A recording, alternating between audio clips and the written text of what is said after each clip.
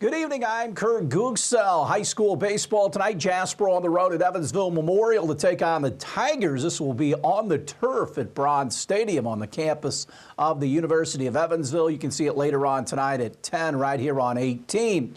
Purdue's bid for their first ever national basketball championship came up short. UConn beats the Boilermakers 75-60. The Huskies win back-to-back titles, the first team since Florida in 06 and 07 to go back-to-back. Tristan Newton had 20 for the Huskies. Zach Edey, 37 points. Braden Smith, 12 points with 8 assists. The Boilermakers finish at 34-5. The Pacers begin their final road trip of the regular season tonight.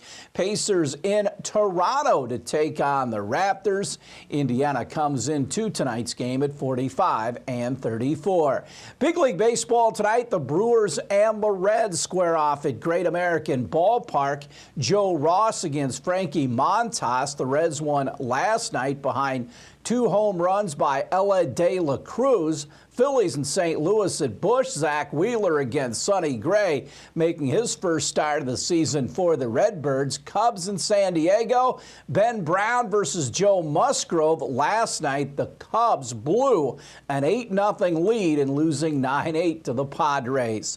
Sunday's NCAA Women's Basketball Championship game is another record breaker. It became the most watched basketball game, men's or women's, college or pro, since 2019. The final that saw South Carolina beat Iowa and Caitlin Clark drew 18.7 million viewers. It marked the third time in a week that a game featuring Clark and the Hawkeyes broke viewership records. Their Elite 8 game against LSU had 12.3 million viewers, and their Final Four game against UConn racked up 14.2 million viewers.